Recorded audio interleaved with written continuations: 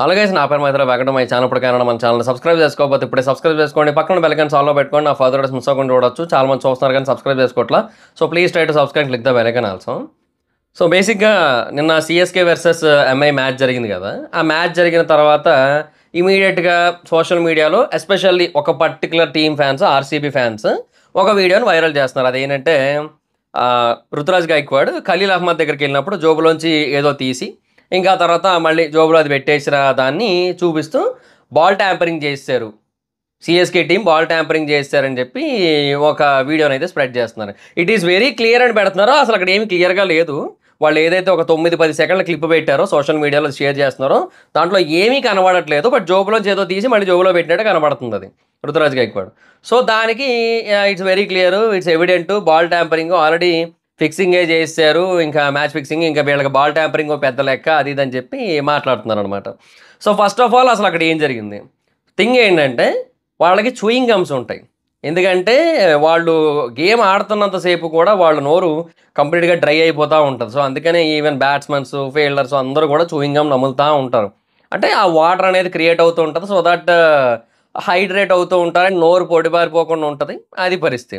అదెందుకు మనం క్రికెట్ ఆడుతుంటాం. నేను ఇప్పుడు అంటే ఆడట్లేదు కానీ చిన్నప్పుడు తెగ ఆడేవాడిని. అప్పుడు సాయంత్రం పూట 4 నుంచి 7 దాకా ఆడితే ఇంకా ఇంటికి వచ్చే ముందు దారిలో రసనగడ్డలు కొనుక్కొని వచ్చేయడం, లేదంటే వాటర్ బాటిల్ ఏదో ఒకటి కొనుక్కొని అందరం డబ్బులు వేసుకొని తలా కొంచెం తాగడం, వాటర్ ప్యాకెట్లు కొనుక్కోవడం, రూపాయి ప్యాకెట్లు ఉండేవి అవి కొనుక్కోవడం, ఇలాగే ఉండేది. నేను అదే అన్నా, ఇవే చేసేటోళ్ళం మనము. ఈ గల్లీ పిచ్చుల మీద, రోడ్ల మీద ఏదో చిన్న చిన్నగా ఆడుకుంటూ మధ్య మధ్యలో బ్రేకులు తీసుకుంటూ బాల్ పోతే దానికోసం గొడవలు ఆడుకుంటూ చేసుకుంటూ ఉన్న టైంలోనే మనకు అంత దాహం వేస్తే అక్కడ ఉండేటోళ్ళకి ఇంకెంత దాహం వేస్తుంది, అంతే కదా. సో మధ్యలో ఎంత డ్రింక్స్ బ్రేక్ ఉన్నా కూడా సరిపోదు. బికాజ్ ఆ హ్యూమిడిటీ, ఆ అట్మాస్ఫియర్ అదంతా చాలా డిఫరెంట్గా ఉంటుంది అక్కడ. సో ఆ ఫ్లడ్ లైట్లు చాలా హ్యూజ్ లెవెల్లో హీట్ ఉంటుంది అక్కడ. సో ఇవన్నీ ఉంటాయి కాబట్టి వాళ్ళు చూయింగ్ గమ్స్ కాన్స్టెంట్గా నవ్వులుతూ ఉంటారు. సో ఆ చూయింగ్ గమ్ ఒకటి తీసి మళ్ళీ అది జోబులో పెట్టిన దానికి ఆ కవరు ఏడబడితే ఆడ పడికూడదు అది మళ్ళీ. ఎందుకంటే ఒకవేళ ఆ చూయింగ్ గమ్ని కనుక ఆ కవర్ని కనుక బాల్కి తగిలి బాల్ ఏదైనా కొంచెం స్లో అయిందనుకోండి మళ్ళీ 5 runs పెనాల్టీ ఇస్తారు. మళ్ళీ ఏది అబ్స్ట్రాక్ట్ చేసినా ఇస్తారు. మళ్ళీ ఏదో ఒకటి ఉంటుంది మళ్ళీ పంచాయతీ. అంటే కవర్ వల్ల పెద్ద ఆగిపోయేది ఏమి ఉండదు కానీ బట్ స్టిల్ అది వేయకూడదు గ్రౌండ్ మీద, అది కన్ఫామ్ కదా. సో అందుకని వాళ్ళు జోబులో పెట్టుకుంటారు అనమాట. అది పరిస్థితి. సో దానికోసం బాల్ ట్యాంపరింగ్ అని చెప్పి ఇంకా స్ప్రెడ్ చేసి సో దానికి మళ్ళీ ఫిక్సింగ్ అది ఇదని చెప్పి తీసుకొస్తున్నారు. అసలు ఫస్ట్ ఆఫ్ ఆల్ ఇప్పటికీ కూడా నాకు అర్థం కాని విషయం ఏంటంటే ఎందుకని ఆ మెజారిటీ ఆఫ్ ద ఆర్సీబీ ఫ్యాన్స్కి ఈ మాత్రం కూడా అర్థం కావట్లేదు. వాళ్ళు 2 సంవత్సరాల పాటు బ్యాన్ అయ్యింది సిఎస్కే ఫ్రాంచైజ్ ఓనర్ కొడుకు బెట్టింగ్ ఆడినందుకు అని. అది కదా వాస్తవం. బేసిక్గా రూమర్స్ వచ్చినాయి వాళ్ళ మీద, 2 రూమర్స్ వచ్చినాయి. ఒకటి బెట్టింగ్, ఒకటి ఫిక్సింగ్. ఈ 2 రూమర్స్ వచ్చినాయి. ఏం తేలింది లాస్ట్కి? బెట్టింగే జరిగింది, ఫిక్సింగ్ జరగలేదు అని. సో బెట్టింగ్ చేసినందుకైనా సరే ఆబ్వియస్లీ ఇంకా వాళ్ళ మీద యాక్షన్ తీసుకోవాలి కాబట్టి తీసుకున్నారు, ఇల్లీగల్గా చేశారు కాబట్టి అంతే జరిగింది. సో 2 ఏళ్ల పాటు ఆ ఫ్రాంచైజీని ఆపారు. ఇప్పుడు ఒకవేళ ఫిక్సింగ్ జరిగినట్టయితే శ్రీశాంత్ని బ్యాన్ చేసినట్టు బ్యాన్ చేసేవారు. శ్రీశాంత్ ఫిక్సింగ్ చేశాడు, ఫిక్సింగ్ చేస్తే బ్యాన్ అవుతారు, ప్లేయర్స్ బ్యాన్ అవుతారు. ఫిక్సింగ్ చేస్తే టీం బ్యాన్ అవ్వదు, టీంతో పాటు ప్లేయర్స్ కూడా బ్యాన్ అవుతారు. ప్లేయర్లు ఎందుకు మరి వేరే ఫ్రాంచైజీలకి వెళ్ళి ఆడుకున్నారు? రైజింగ్ పుణే సూపర్ జైంట్స్ ఇంకోటి ఏదో టీం వచ్చింది అప్పుడు, అదేదో ధోని వల్ల గుర్తుంది, ఇంకోటి ఏదో ఉంది, అది కూడా ఉంది కానీ స్ట్రైక్ అవ్వాలి, అది లక్నో అనుకుంటా, ఏమో మరి. నేను అంటుంది ఏంటంటే ప్లేయర్లు బ్యాన్ అవుతారు ఒకవేళ ఫిక్సింగ్ జరిగినట్టయితే. ఫిక్సింగ్ జరగకపోతే ప్లేయర్లు బ్యాన్ కారు, అందుకే బ్యాన్ అవ్వలేదు. బెట్టింగ్ జరిగింది, సో ఫ్రాంచైజ్ బ్యాన్ అయింది 2 ఏళ్ల పాటు. అది ఆర్ఆర్ కూడా అందుకే, సిఎస్కే కావచ్చు ఆర్ఆర్ కావచ్చు 2 టీములు కూడా అందుకే బ్యాన్ అయినాయి అంతే. సో ఇది మానేసి అసలు ఫిక్సింగ్ అంటారేందో నాకు అర్థం కాదు. అది ఎందుకు ఇప్పటికీ కూడా అర్థం కావట్లేదు. అంటే రూమర్స్ రావడం వేరు, ఇనీషియల్గా వచ్చినాయి, అది వచ్చింది స్టార్టింగ్లో, బట్ ప్రూవ్ అయిన తర్వాత. బట్ రూమర్నే మేము నమ్ముతాము, నిజాన్ని మేము నమ్మమంటే ఎట్లా? ఇప్పుడు RCB is a greatest franchise అని వాళ్ళు అంటారు. ఇప్పుడు ఐ లైక్ విరాట్ కోహ్లీ, నాకు ఎట్లాంటి ఇబ్బంది లేదు, హేట్ కానీ ఏం ఉండదు. I like Virat Kohli. RCB గెలిస్తే నాకు హ్యాపీ, ఎందుకంటే ఇక 18 ఏళ్ళ నిరీక్షణ కదా అది. సో దానికి ఈ సంవత్సరమైనా సరే తెరపడుతుందని. సో నాకు ధోనికి ఫేర్వెల్ అయ్యేం లేదు, I want RCB to win, అట్లేం ఉండదు. ఎందుకంటే ధోని ఫేర్వెల్ ఇస్తాడని నేను అనుకోవట్లేదు. అది నేను అంటున్నా ధోని ఆడతాడు ఇంకా నెక్స్ట్ సీజన్ కూడా. బీసీసీ ఎన్ని సంవత్సరాలు కంటే అన్ని సంవత్సరాలు రూల్స్ మారుస్తా ఉంటది ధోని కోసం. సో, నేను అట్లేం అనుకోవట్లే. బట్ ఆర్‌సీబీ గెలిస్తే నాకు హ్యాపీయే.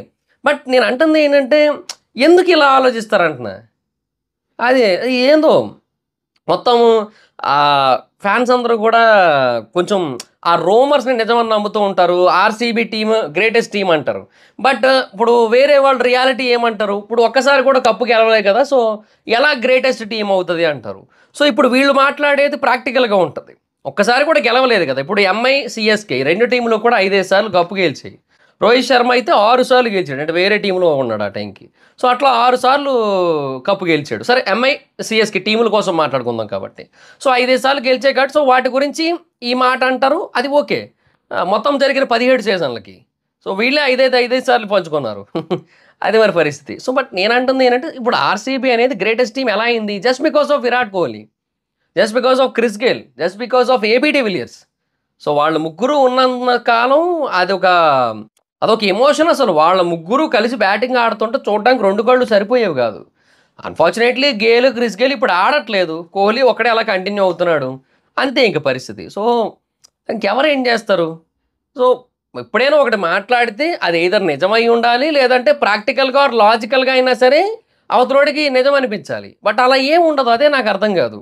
సో, అది మరి పరిస్థితి. సో, లెట్స్ సీ చూద్దాం ఫర్దర్‌గా ఇంకా చాలా మ్యాచెస్ ఉన్నాయి. And RCB versus CSK match కూడా చాలా హ్యూజ్ యాంటిసిపేషన్ అయితే ఉంది. ఎందుకంటే ఇంకా లాస్ట్ ఇయర్ చాలా పెద్ద పంచాయతీ అయిపోయింది కదా! స్టేడియం బయట అదంతా కూడా. సో, అది ఫేర్‌వెల్ రూన్ చేసాం అది ఇది అని చెప్పి ఒకటి సోషల్ మీడియాలో. తర్వాత బయట ఫ్యాన్స్ కనబడితే వాళ్ళని కొంచెం అబ్యూజ్ చేయడం బెంగుళూరులో. ఇవన్నీ జరిగినాయి కదా! సో, ఇంక దానివల్ల ఏంటంటే ఆబ్వియస్‌లీ ఈ ఇయర్ ఆ సీఎస్‌కే వర్సెస్ ఆర్‌సీబీ మ్యాచ్‌కి చాలా హ్యూజ్ లెవెల్‌లో హైప్ అయితే ఉంది. సో, లెట్స్ సీ చూద్దాం ఏమవుతదో? ఎవరు గెలుస్తారో? సో, లాస్ట్ ఇయర్‌కి సీఎస్‌కే రివెంజ్ తీసుకుంటదా? లేదంటే లాస్ట్ ఇయర్ లీగసీని అంటే సేమ్ ఆ విన్నింగ్ విక్టరీస్‌ని ఆర్‌సీబీ కంటిన్యూ చేస్తదా? ఇంకా we have to wait and watch అనమాట. బట్ ఎనీహో నేను అదే అంటున్నా. సో, అక్కడ బాల్ ట్యాంపరింగ్ ఏం జరగలేదు. చూయింగ్ గమ్స్ అవి. తర్వాత రెండోదేంటంటే ఇంకా ఫిక్సింగ్ అంటున్నారు. ఫిక్సింగ్ కూడా వాస్తవం కాదు. అది బెట్టింగ్ కారణంగా బ్యాన్ అయింది. అది అర్థం చేసుకుంటే బావుంటది ఎవరైనా సరే. అంతే. మీరు కావాలంటే గూగుల్‌లోకెళ్ళి చెక్ చేసుకోవచ్చు ఇప్పుడైనా సరే. మీకు అదే చూపిస్తది. What is the findings? What is the last findings అంటే బెట్టింగ్ అంతే. అదే మెయిన్ రీజన్. ఫిక్సింగ్ కాదు. సో, అది guys. So, that's it guys. This the video. Video కనుక మీకు నచ్చినట్లయితే లైక్ చేయండి. వీడియో షేర్ చేయడం ప్రకారం మన ఛానల్ సబ్స్క్రైబ్ చేసుకోకపోతే ఇప్పుడే సబ్స్క్రైబ్ చేసుకోండి. పక్కన బెల్ ఐకాన్ ఆల్‌లో పెట్టుకోండి. నా ఫర్దర్ మిస్ అవ్వకుండా చూడొచ్చు. చాలా మంది చూస్తున్నారు కానీ సబ్స్క్రైబ్ చేసుకోవట్లేదు. So, please subscribe click the bell icon also. Instagram ID ఎవరితో స్మైదర్ ఎక్కడ వచ్చి ఫాలో అవ్వచ్చు. Thank you so much guys. Bye. Video next video. Bye. Hi friends, మీరు ఎప్పుడైనా సరే రూ. 5,000 ప్రొడక్ట్ రూ. 250కి రావడాన్ని గమనించారా? లేదు కదా! కానీ అమెజాన్, ఫ్లిప్‌కార్ట్ లాంటి కంపెనీస్ ఏం చేస్తూ ఉంటాయంటే కొన్ని గోల్డెన్ హవర్స్ టైంలో మెగా డీల్స్ ఇస్తూ ఉంటాయి. ఆ డీల్స్ టైంలో ఒక్కొక్క ప్రొడక్ట్ మీద 90% నుంచి 95% వరకు డిస్కౌంట్ అయితే ఉంటుంది. అయితే ఈ డీల్స్ కోసం మీరు కాన్స్టెంట్‌గా ఆ యాప్స్ చెక్ చేస్తూ ఉండలేరు కదా! కానీ మీకోసం నేను వాటన్నిటిని కూడా కాన్స్టెంట్‌గా చెక్ చేస్తూ ఉంటాను. అండ్ దాంట్లో ఎప్పుడు ఏ డీల్ పెట్టినా కూడా ఇమ్మీడియేట్‌గా మీకు ఆ ప్రొడక్ట్‌ని అయితే షేర్ చేస్తాను. మీరు ఇమ్మీడియేట్‌గా ఆ ప్రొడక్ట్‌ని పర్చేజ్ చేయొచ్చు దాని నుంచే. అండ్ అంతేకాదు కొన్ని ఎక్స్ట్రార్డినరీ ప్రొడక్ట్స్ ఉంటాయి. వాటిని మీరు బయట ఎక్కడా కూడా చూడరు.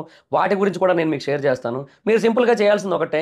కింద డిస్క్రిప్షన్‌లో మన టెలిగ్రామ్ ఛానల్ లింక్, మన వాట్సాప్ ఛానల్ లింక్, మన ఇన్‌స్టా బ్రాడ్‌కాస్ట్ ఛానల్ లింక్ ఉంటాయి. వీటిలో మీరు ఏ యాప్ ఎక్కువగా వాడతారో ఆ యాప్‌కి సంబంధించిన లింక్ మీద క్లిక్ చేసి ఆ యాప్‌లో ఉన్న మన ఛానల్‌ని ఫాలో అవ్వండి. దాంట్లో రెగ్యులర్‌గా చాలా ప్రొడక్ట్స్ అయితే మీకు అప్డేట్ అవుతూ ఉంటాయి. అండ్ ఆ ప్రొడక్ట్స్‌లో మీకు ఏది నచ్చినట్టయితే దాన్ని మీరు కొనుగోలు చేయొచ్చు వెంటనే. సో, డిస్క్రిప్షన్‌లో లింక్స్ ఉన్నాయి. వెంటనే ఫాలో అవ్వండి.